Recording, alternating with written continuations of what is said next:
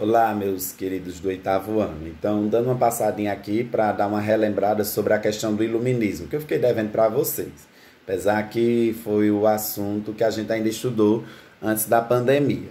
Então, rapidinho, só para dar uma relembrada. Então, o iluminismo foi um movimento intelectual que aconteceu na Europa, ali entre Inglaterra e França, como eu falei para vocês. Então, foi um movimento intelectual, ou seja, um movimento de ideias que datou, né, do século XVII e do século XVIII. Então, nunca esqueçam disso, né, dessa questão, desse movimento intelectual que mudou radicalmente a história da humanidade, né, o rumo como a humanidade vinha andando. Então, uma das questões do iluminismo era contra o absolutismo. E aí eu acredito que vocês lembram, né, que eu falei para vocês sobre o absolutismo, que é o poder nas mãos de uma só pessoa. Quem era, né? Eram os reis. Os reis, eles governavam a seu modo. E achavam também que era um direito divino. Eles estavam governando ali porque na cabeça deles era Deus que queria. E também a igreja abusava do seu próprio poder. Como a gente sabe, né? Tanto os reis, imperadores, como a igreja, eles detinham grande poder sobre a humanidade. E tudo era baseado na questão de fé, religião, crença, nada de razão.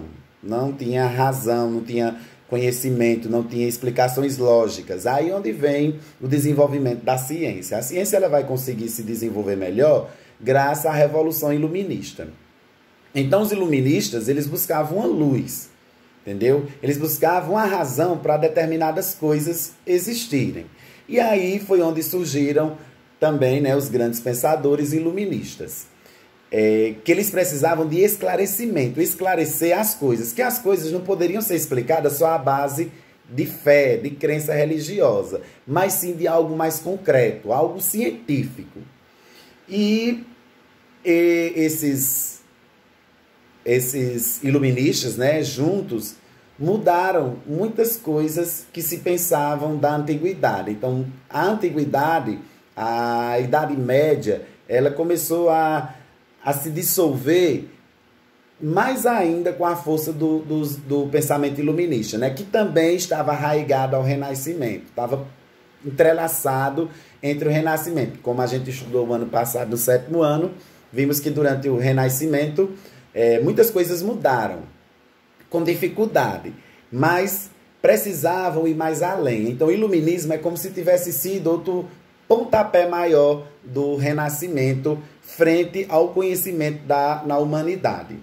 Então, nós temos os destaques do iluminismo: John Locke, Voltaire, eu acredito que vocês lembram, né? Montesquieu, Rousseau, eles se destacaram muito no iluminismo. Como, por exemplo, John Locke, né? Ele defendia a ideia de liberdade, que as pessoas deveriam ser livres. Elas nasceram livres e precisavam gozar dessa liberdade. E todo mundo teria direito na vida. Todos teriam direito, independente de cor, independente de crença, independente de qualquer coisa. Ele defendia a liberdade dos cidadãos e a derrubada do poder absolutista. Que quem deveria governar, que fosse alguém escolhido pelo povo. Que o povo era a voz maior. Então, era uma coisa que John Locke defendia, e John Locke também ficou sendo, né, considerado o pai do iluminismo. O pai do iluminismo é John Locke. De um outro lado, nós tivemos Voltaire, né? Voltaire, ele fez duras críticas à Igreja Católica, que é a igreja potente da época. Então, fez duras críticas à Igreja Católica, a questão religiosa, o posicionamento religioso dela frente ao mundo, e essa ideia, né, do poder absoluto também nas mãos, de decisão das coisas. Acredito que não dava muito valor ao pensamento de ninguém. As pessoas também não dava liberdade, né? Até a questão da crendice das pessoas. Então, Voltaire, ele vai criticar muito a igreja frente a essas atitudes, né? o combate à ignorância, digamos assim, a ignorância religiosa. As pessoas não tinham conhecimento religioso, elas eram ignorantes religiosamente. E vocês sabem que ignorância é quando a gente não sabe de alguma coisa, não tem conhecimento. Como a igreja mantinha essa ignorância das pessoas, elas mantinham as pessoas escravas de si mesmas. E não dava liberdade das pessoas conhecer melhor a sua própria fé. Então foi uma crítica do francês Voltaire sobre a igreja. Nós tivemos também Montesquieu.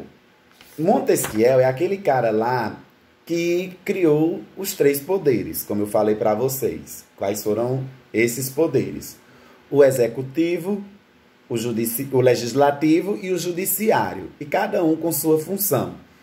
O executivo é que executa, o legislativo é o que elege e o judiciário ele tem o poder de fazer valer aquilo que é decidido pelo legislativo e que o executivo deve executar, né? Ou seja, é um poder fiscalizador. Então, o executivo ele é exercido hoje por prefeito, governadores, presidente da república. O legislativo, vereadores, deputados e senadores. E o judiciário, nós temos o juiz, promotores, né, que estão à frente da justiça. Então, esses três ideias, né, esses 3 ramos de poderes, foi criado por Montesquieu, que eles devem ser independentes, né, ter força independente, mas que, ao mesmo tempo, eles estão acoplados, eles estão unidos, eles estão fundidos. Então, para o executivo fazer, é preciso que o legislativo vote em determinado projeto. E, para fiscalizar o executivo, nós temos o judiciário. Na verdade, o judiciário fiscaliza ambos os poderes. Rousseau, esse foi Montesquieu. Rousseau ele vai defender o contrato social. Né? O contrato social. Que o povo é soberano e que deve prevalecer a vontade do povo. Foi aquilo que eu falei anteriormente sobre John Locke, né? A questão do direito. Então, para Rousseau, o que vale é o direito do povo. O povo ter direito de escolher, o povo ter vontade. Então, a ideia de votação, de maioria, quem traz isso para a gente é Rousseau. O que a maioria decidir é o que vai ser. Então, o poder, para ele, emana do povo.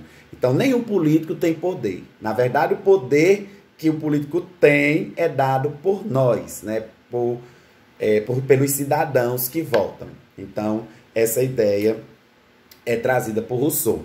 E uma coisa também importante que se destacou no Iluminismo, que foi usado também como ideal da Revolução Francesa, que nós ainda vamos estudar, foi liberdade, igualdade e fraternidade. Todas as pessoas têm liberdade, somos iguais, e a fraternidade é a questão de viver em família, de viver bem, de viver unido. São palavras, né, benditas, bonitas também, para ser colocada na nossa vida. Liberdade, igualdade e fraternidade. Tudo isso diante das leis, né, que rege a humanidade, que rege cada país, cada estado e cada município.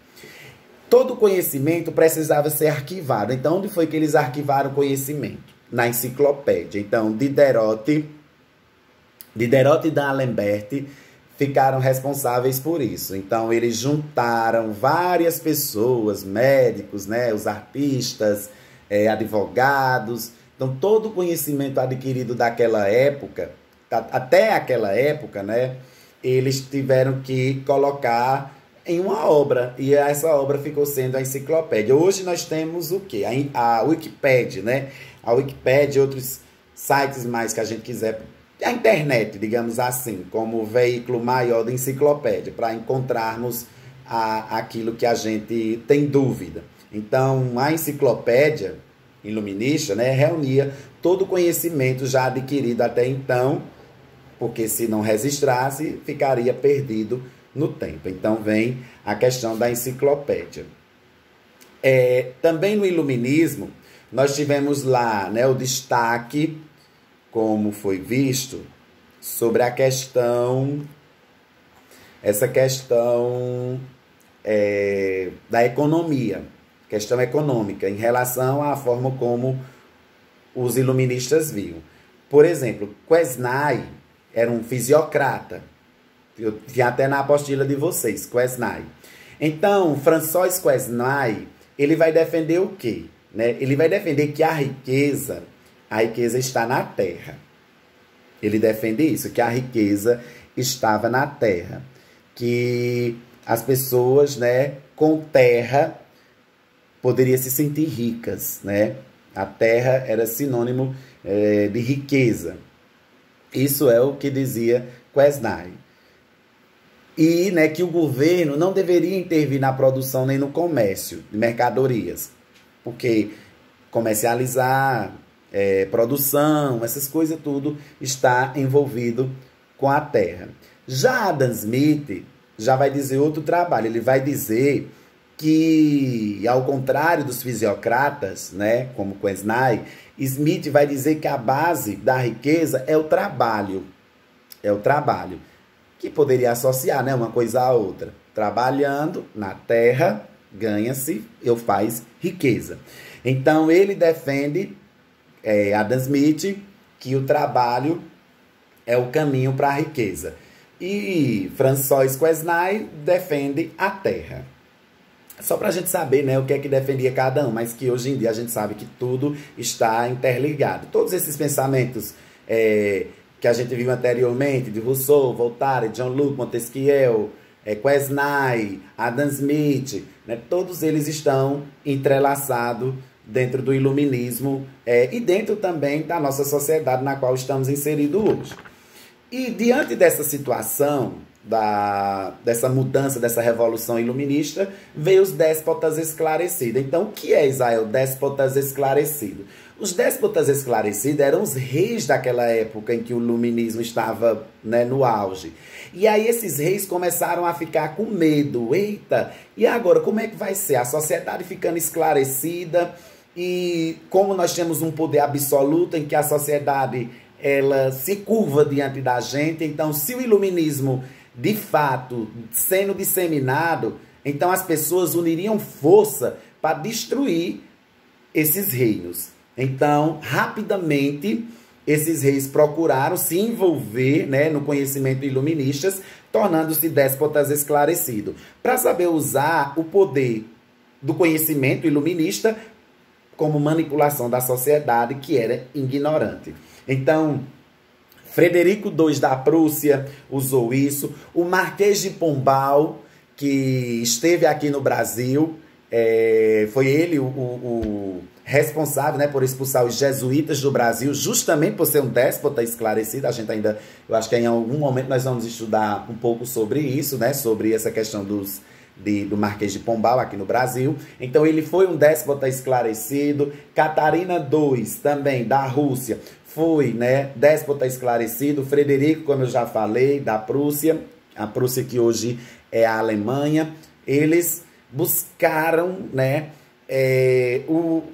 se entranhar no iluminismo de forma que também mantivesse aquelas pessoas alienadas, né, sem domínio intelecto, né, para não se opor contra eles, entenderam? Aliás, eu espero que vocês tenham entendido. Então, qualquer dúvida, gente, sobre esse assunto, vocês podem me perguntar no privado ou no próprio grupo, que eu estarei aqui para esclarecer.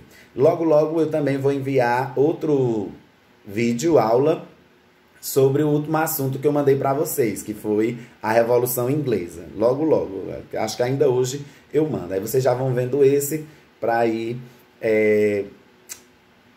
conhecendo mais o assunto e relembrando também o que a gente já estudou.